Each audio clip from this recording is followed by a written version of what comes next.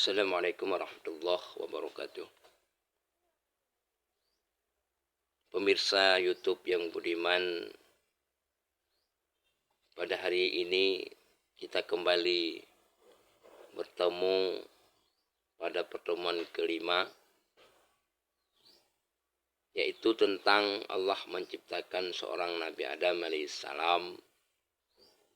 Pada pertemuan sebelumnya, Nabi Adam alaihissalam pernah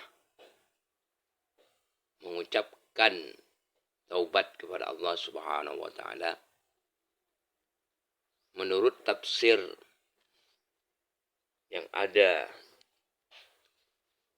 di dalam Al-Qur'an,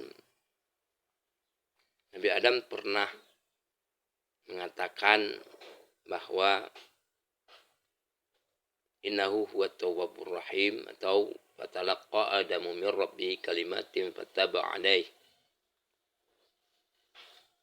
Apakah perkataan Nabi Adam ini bisa menjadikan sebagai contoh, atau memang fakta bahwa Nabi Adam itu berdosa? Sementara gema yang dibunyikan oleh Rasulullah SAW, setiap nabi yang diutuskan itu tidak berdosa. Bahkan Al-Quran tidak diturunkan kepada Rasul khusus, akan tetapi sebagai perantara, sebagai pembawa risalah, mereka-mereka itu adalah pilihan Allah, bukan khusus kepada Nabi Al-Quran diturunkan, akan tetapi kepada umatnya.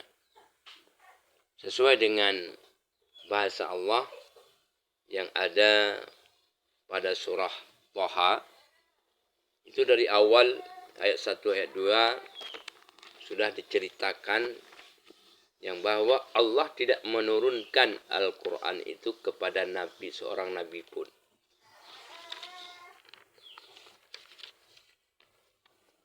Ya. Seperti ayat 2 pada surah Thaha ini disebutkan oleh Allah, ma anzalna alaikal qur'ana litasqa. Kami tidak menurunkan Al-Quran ini kepadamu agar kamu menjadi susah. Itu merupakan penurunan Al-Quran kepada kaum nabi-nabi yang sudah ada.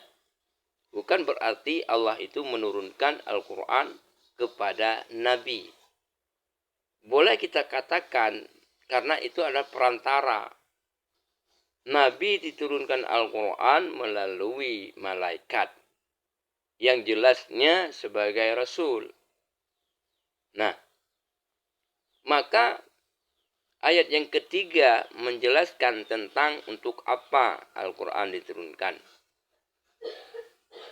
Illa tazkiratan liman yakhsha. Tetapi sebagai peringatan bagi orang-orang yang takut kepada Allah. Berarti ini jelas Allah menurunkan Al-Quran itu kepada umat, kepada pengikut Rasul. Maka jelas Nabi Adam itu tidak berdosa. Dikarenakan Rasul, Nabi adalah sebagai contoh bagi kita semua. Kalaupun nampaknya Nabi itu sebagai pendosa, karena dia sudah meninggalkan atau tidak mendengarkan daripada apa kata Allah. Setelah Allah itu menyuruh mereka berdua untuk tinggal di dalam surga, senantiasa surga itu adalah tempat bagi keduanya. Daripada surga itu tempat yang mengasyikkan bagi keduanya. Nah, Maka Nabi Adam alaihissalam pernah berkata tentang bahasa taubatnya. Maka Allah itu maha penerima taubat. Innahu huwat tawwabur rahim. Nah, maka dalam proses diturunkannya Nabi Adam alaihissalam, apakah setelah dia bertobat atau sebelum Nabi Adam itu bertobat? Nah, kelanjutan ayat yang demikian pada ayat 38 surah Al-Baqarah. Bismillahirrahmanirrahim. Qul nahbitu minha jami'a fa imma ya'tiyannakum minni hudan faman tabi'a hudai fala khaufun 'alaihim wala hum yahzanun. Kami berfirman, kata Allah, turunlah kamu semua dari surga ini. Kemudian jika datang petunjukku kepadamu, maka barang siapa yang mengikuti petunjukku, niscaya tidak ada kekhawatiran atas mereka. Dan tidak pula mereka bersedih hati. Artinya apa?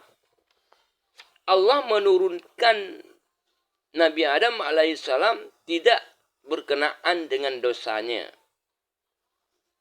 Karena Allah telah menggambarkan atau telah menceritakan kepada para malaikat, yaitu akan Allah ciptakan seorang pemimpin dunia, yaitu Adam alaihissalam.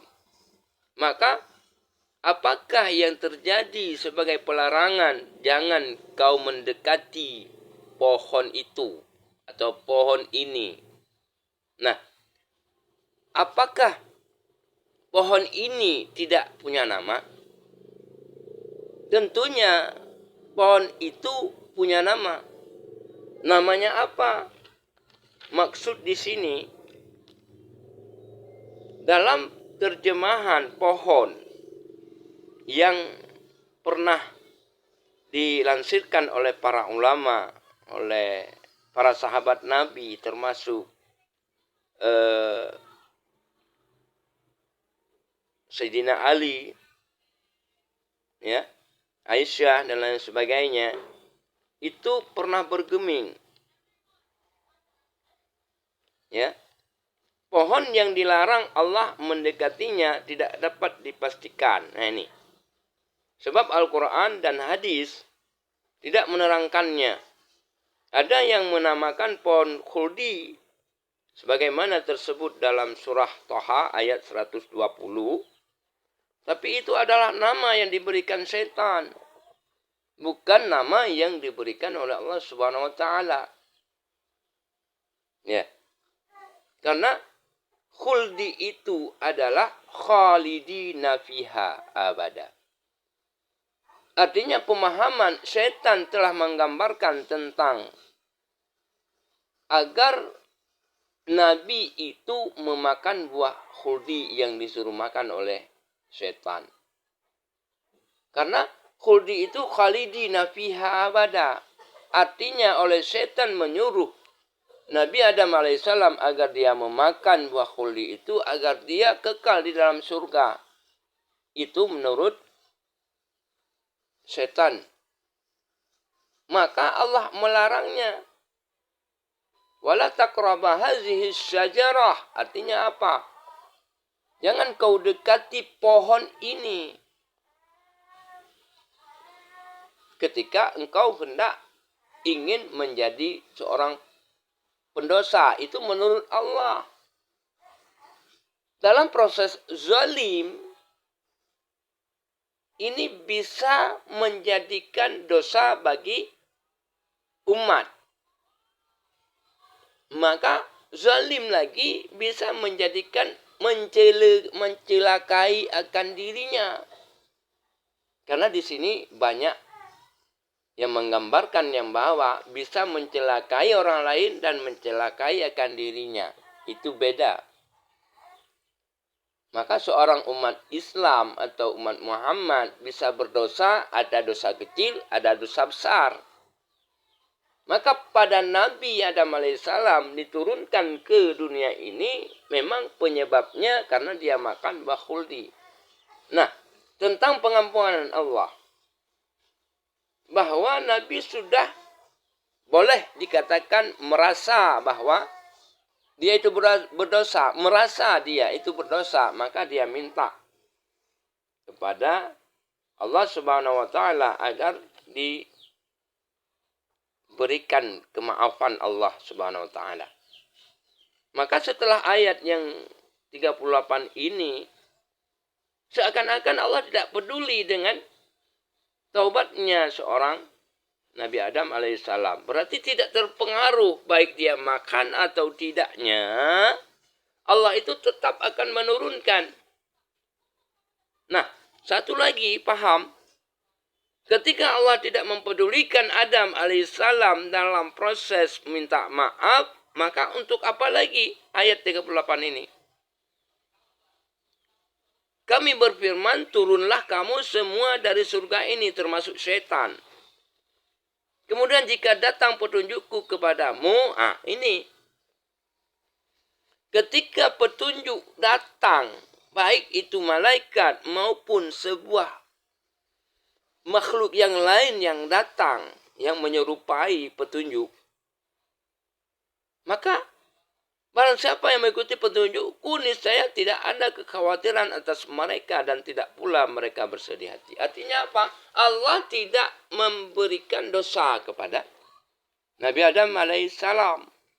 Dikarenakan setelahnya itu dia menghantarkan atau memberitahukan tentang petunjuk-petunjuk apa yang akan dijalani oleh Nabi Adam alaihissalam.